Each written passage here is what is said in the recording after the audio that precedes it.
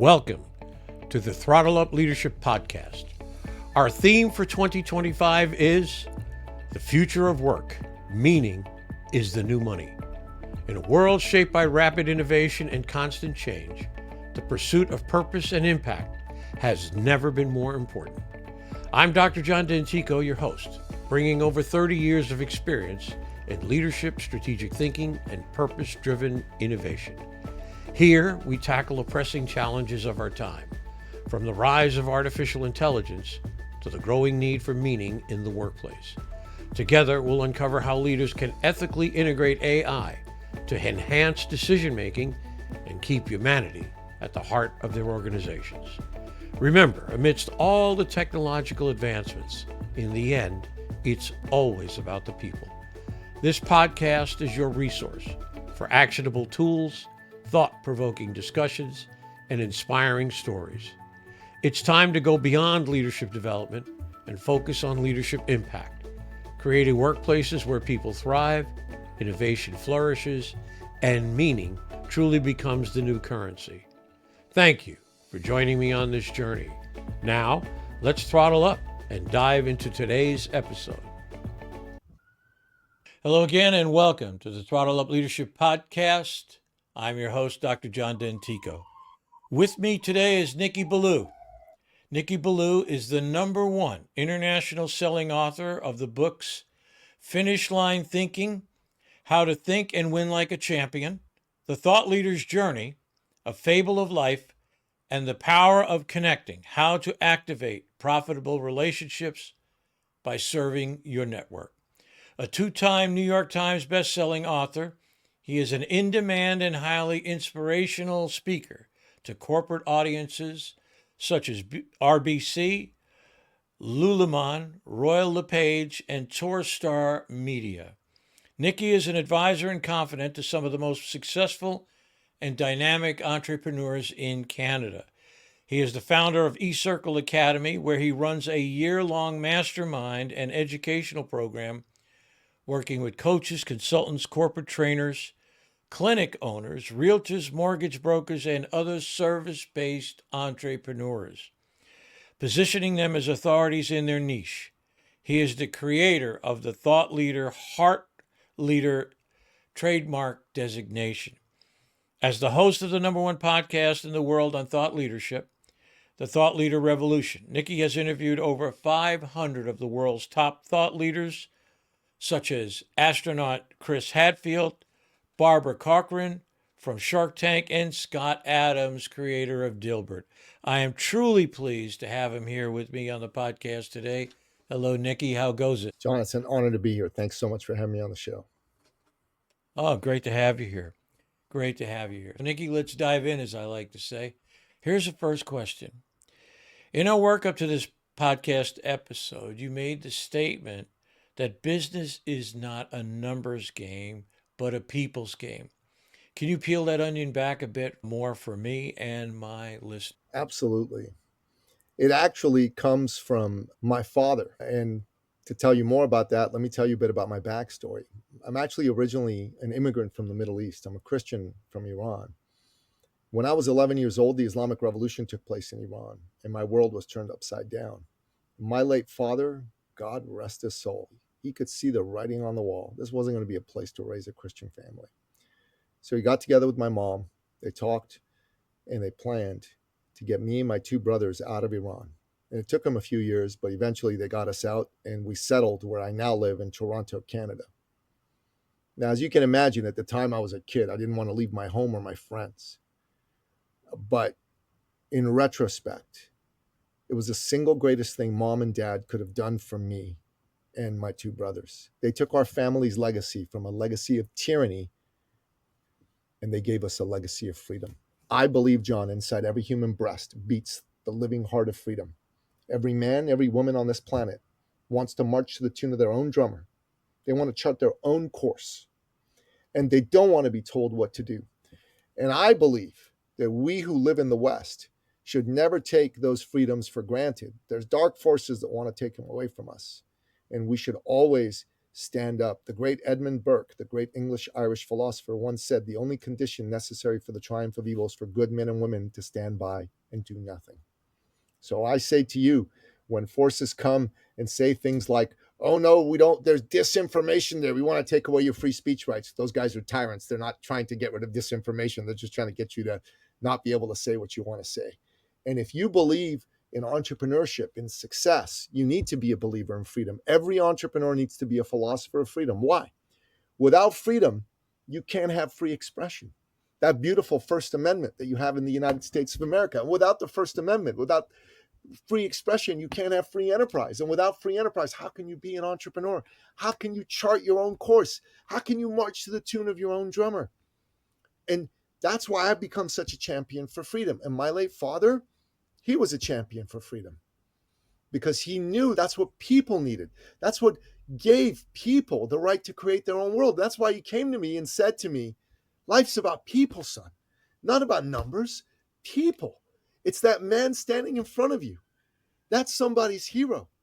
That's somebody with hopes, with dreams, with fears, maybe even disappointments. Maybe even someone just like you in business disappointed them. Your job is to restore their faith in humanity by showing them that there's good people there that care about them, their success, their dreams. And my father always said to me, John, believe in people. Everyone needs someone to believe in them because we all have moments where our faith in ourselves wobbles, goes like this. And we need someone to see us and steady us and say to you, I believe in you. I pour into you. I love on you. Because that little spark of belief can take that shaky, wobbly belief that you have and turn it into a roaring fire of belief. And then you're off into the races. And in my work, in my job, I'm somebody who's accomplished a fair bit. I've written 11 books, 2 New York Times bestsellers. Okay. I've got 2 podcasts, one of them the number 1 in its category in the world. And all those are amazing things. I've helped a lot of people become very successful. But if you ask me, Nikki, what do you do? What are you most proud of? I'm most proud that I'm Napoleon Billou's son and that I believe in people just like my dad. That's great. That's really great. What's interesting, a lot of what I talk about in terms of leadership is this idea that everybody really wants a level of control and autonomy over their own lives. Or as I like to say, people want to be masters of their own fate. And I think it's true with everyone. I think it crosses generations. It doesn't matter if you're 18 or 83. This has been, I think, a foundation for most everyone. And again, it hinges, as you say, on freedom. It's such a great gift that we have. And it's a right, but it's a gift. It really is too, because we have to treat it as though it's a gift and treasure it. So I absolutely am with you, Nikki, on that 100%. Amen. I have had a number of conversations with different folks talking about the influx, if you will, of AI and artificial intelligence and these kinds of things. And amongst our collegial group, I'd like to say, we always say, in the end, it's always about the people. In the end, it's about the people. So in a sense, I really reflect on your comments and agree with you. So let me ask you this, Nikki. If someone were to walk up to you and ask you for your definition or your perspective on leadership, what would you tell them? That's such a great question because really, to me, a leader is a servant. A leader is all about serving those around him. It's not about himself. It's not about what's in it for me. How can I lord it over people, which is like a popular caricature of leadership out there. It's about how can I make a difference for those that are entrusted in my care. Okay. So I look upon this from a few perspectives.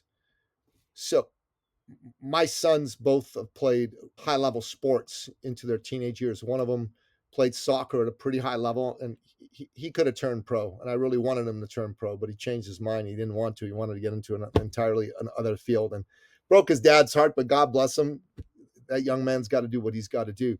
But he had a coach, and that coach was a leader. He was a molder of men. He came and he showed these boys how to get good at soccer, but really the life lessons were far more relevant than just soccer. He showed these boys how to look to perform at their best, how to seek out the level of mentorship that they would need to become the very best at something. And I got to tell you, that was eye-opening for me. That man led these boys, and I was glad to have him lead my son. You know what? And in the world of business, service is such a powerful word, because you think about it, there's a lot of people that go into business, John, that are good-hearted human beings, okay? But, and I'm about to use a technical term, a very strong technical business term, they suck, that's the strong technical business term, at sales, at marketing, and at business. And because they suck at it, they struggle. And sales in particular scares them because they think to themselves, oh my God, I don't want to be one of these pushy people. I don't want to reek of commission breath the moment I walk into a room. Commission breath. That's a wonderful phrase that one of my mentors taught me. And because of that, they don't go after business they ought to get. You know what I mean, John? And instead, they just don't go after that business. And what happens is they don't get the business. So they don't make the money they should make, right? Their business doesn't grow and they start to doubt themselves. Secondly, their client, their potential client, doesn't get the good human being helping them. And thirdly, some charlatan marketer comes in and swoops that business, takes it away, and they don't care whether they deliver or not. If they deliver, it's a happy accident. The sum total of goodness in the world goes down. You don't get the business, so you're not doing as well. The client doesn't get their problem solved, so they're not doing as well. Even the charlatan marketer, they're creating a bad karma bank for themselves. So sum total of goodness in the world goes down. One of my mentors and my dad, they said to me, don't think of sales as like selling or something bad. Think of it as service. You're serving that person. Sales is an act of love. It's an act of deep love. And that's also leadership. And to me, leaders are salespeople because they're selling a vision. But if you have a business and you're not getting sales, man, you just come to me and help me reframe sales to service. Nobody wants to be sold. John, do you want to be sold? I don't want to be sold. But don't you love being served by a good human being? Doesn't it make you want to buy from them and give them your money? Because at the end of the day, when people change their perspective from sales to service, they're not worried about approaching somebody. They're glad to approach somebody. And just by doing that, nothing else changes. Their sales go up 20%, 100%, 500%. It's a beautiful thing when you look at leadership as service and when you understand that leaders need to be salesmen and saleswomen. And if they do that, man, they're going to serve the heck out of a lot of people. Yeah, I agree. I couldn't agree with you more. The thing I learned probably not a year and a half ago was the fact that my website used to be more driven around, here's John Dentico, this is what he does. Yeah. And now it's completely reoriented to, I understand your pain. I want to help you take it away. That is a much different perspective. And that's, you could think about it as simply as, hey, let's Google this. I need to find out some information. Let's Google it. In the sense that when you say that, you have pain, you have discomfort, and you're looking for, if you will, an instant relief. The Googling it takes that pain away, whether it's trying to fix a car or hang a blind or whatever it might be. It's being oriented towards understanding that your job is taking away somebody else's pain. And I agree with you. Leadership, I make a differentiation between leader development, and to go to your point, and leadership practice and action. And let me just explain the difference. We pour tons of money, billions of dollars into leader development, right? And it's good. It's okay. It's good. The question becomes, can the person who's received that training and learning convert that knowledge into practice? Can they now go do leadership, if you will? Can they cross the great divide, if you will, and actually do something with it? So in terms of that perspective, I agree with you. There are people who are very smart, intentioned, good people. They just can't make it happen. So again, to your point, I certainly appreciate that. Let me ask you this. If you could characterize the missteps or mistakes that entrepreneurs make in trying to scale up their businesses, what are the three, in your opinion, what are the three most repetitive mistakes entrepreneurs making? What a fantastic question. First and foremost, they don't know how to really position themselves. They try to be all things to all people. If you try to be all things to all people, you're nothing to nobody. And it comes from a fear-based mentality, right? And let me give you an example of a client that I had. So this I was gentleman, going to ask you that anyway, so go right ahead. yeah. So this gentleman, his name was Carl Kramer.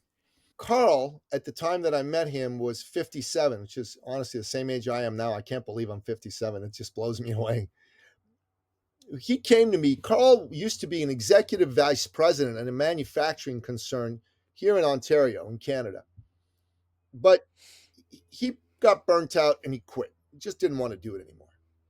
So he became an executive coach and he loved it. Didn't work nearly as many hours and he just was very gratified with the results he was getting for people. But there was one problem. His income took an 80% haircut. He went from making 350 grand a year to making 70 grand a year. That was a big haircut, just around $6,000 a month. And he came to me because he'd heard about me from one of my clients who was a personal trainer who was making six figures a month. And back when this happened, you never heard of any personal trainers doing that. Today, you hear about more of them doing online training and being on Instagram, but back then, nobody was doing that. And nobody. So he said, "Can you introduce me to this fella, Nicky Billou?" And I said, "Sure." And he called me and he said, "I want to talk to you." And he said, you work with Dan? I go, "Yeah, I work with Dan." He said, "Okay, look, here's my story." So he told me a story. He said, "I'd really like to not work as hard as I did when I was in corporate, but I'd like to make the same amount of money. I'd like to get my lifestyle back." And I said, "Okay, let's do a deep dive into your business." And I said, "So you're doing executive coaching. Who's your ideal client?" He goes, "Really, anybody." First mistake, anybody. Terrible idea. You can't, not anybody's not your client. Good marketing must repel as much as it attracts. You may want to write that down, folks. Good marketing must repel as much as it attracts. Okay. And so we did an exercise together. And that exercise had been with a number of clients he'd worked with. And I wrote out a Venn diagram for him, you know, the three circles. And in the first circle, we wrote out, who are the clients that you got the best results for? All right. The second circle are, who are the clients you loved and enjoyed working with the most? All right. And then the third circle was, who are the clients that were easiest to do business with?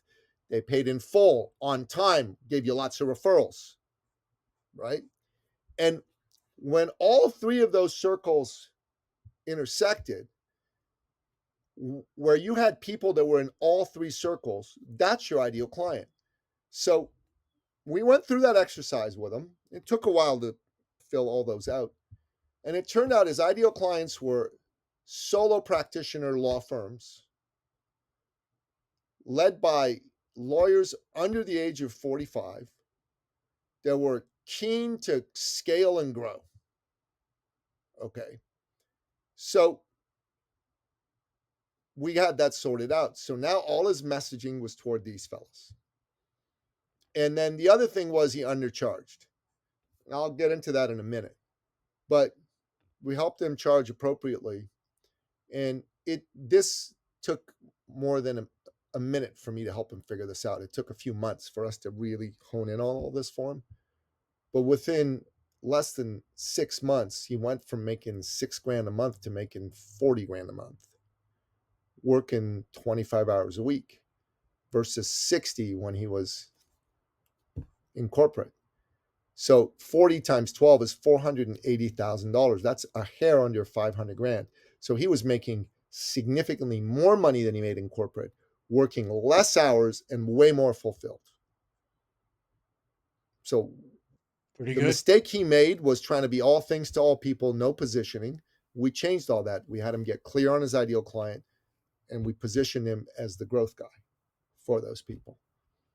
Brilliant. Brilliant if you think about it. So that What really worked. wonderful. Yeah, really wonderful. Really, I was going to say without naming names, but you named them, and that's fine.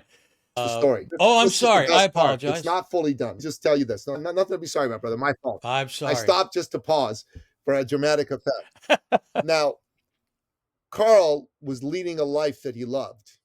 Unfortunately, 2 odd years into this, he developed stage 4 pancreatic cancer. And 4 years after our work with him, he died. He passed away. And that's very sad because Carl is a good man and the world needed more men like Carl in it. But I'm going to tell you something that's beautiful, John. Carl didn't go to his deathbed, to his grave, disappointed, frustrated that he did not get to fulfill his potential as a man here on this earth. He went to his grave having lived the last few years of his life fulfilled with all the money he could handle and loving the life that he had.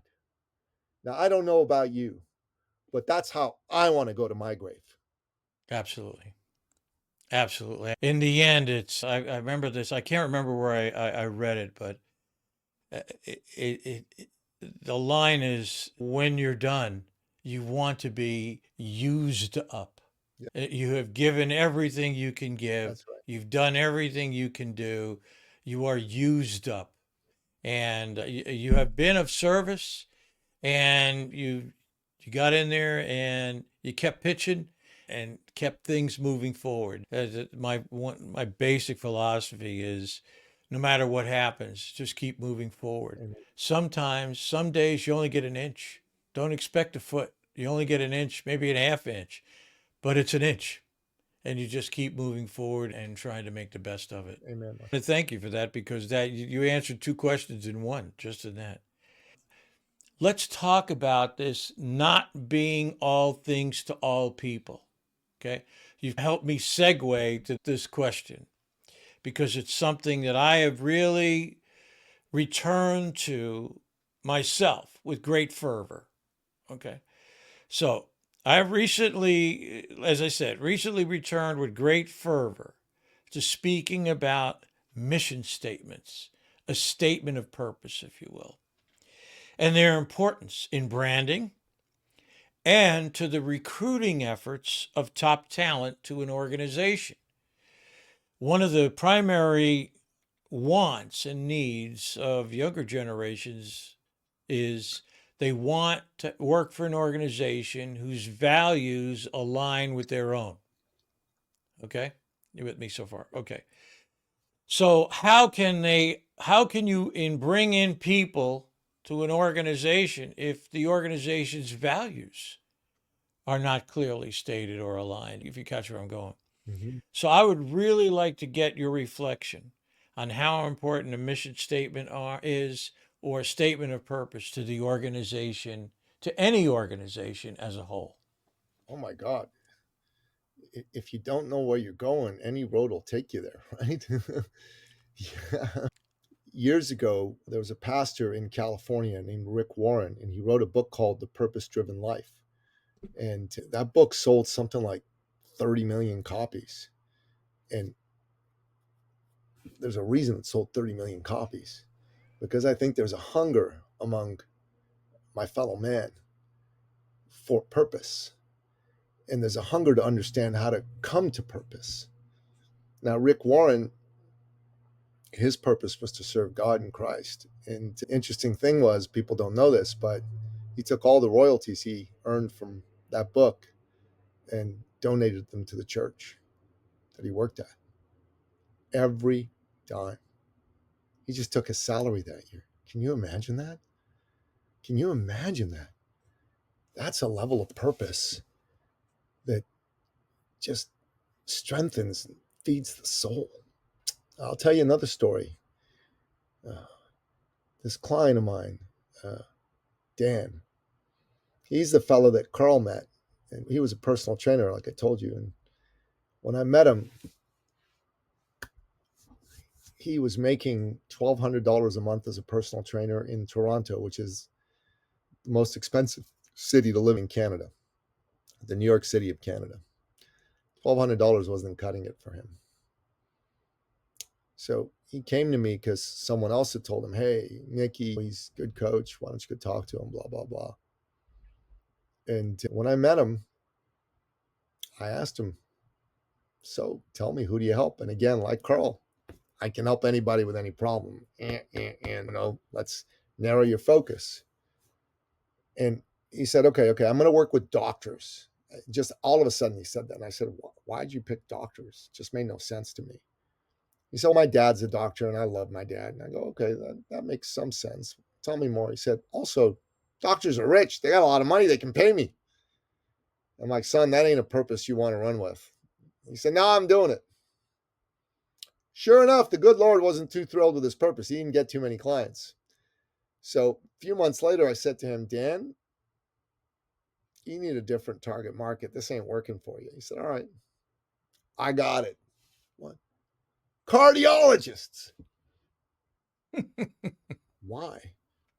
They make more money than doctors. Dan, no, nobody. He said, I'm doing it. This time, God made sure he got the message because he got 0 cardiologist clients. But during this time, the good Lord chose to send someone to Dan. He sent an Olympian athlete named Papito Wilson. When he was a young boy, Papito had his leg taken off in a childhood accident. But he became a Paralympian athlete. And him and Dan, they got along like peas and carrots. And Dan helped him win some medals at major international competitions. It was incredible. And he came to me all sheepish. And he said to me, Nicky, I'm embarrassed, but you've been trying to tell me, don't go after the money. It's not a real purpose. And I didn't want to listen to you, but you were right. I'm sorry. I said, it's all right, Dan. He said, I think I'd like to help people with missing limbs. I think a lot of these folks could use somebody to show them how to get fit. And it would make a big difference in their lives to get fitter.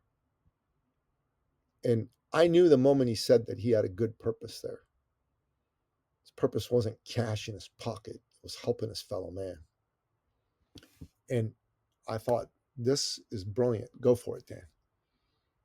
Now, John, in 6 weeks, Dan signed up 400 clients. Now, remember, he was a one-on-one, in-person personal trainer. They cannot do 400 clients by themselves. So we had to redo his business model. So he did online and group training. He went from making $1,200 on a good month to making over $100,000 on a bad month by not trying to make money. Now, you might go to yourself and go, Nicky, this sounds too good to be true. Who the hell signs up 400 clients in 6 weeks? How's that even possible? And he did this without ads on social media or anything. This was an entirely organic experience. How's that possible? I'm going to tell you how it's possible.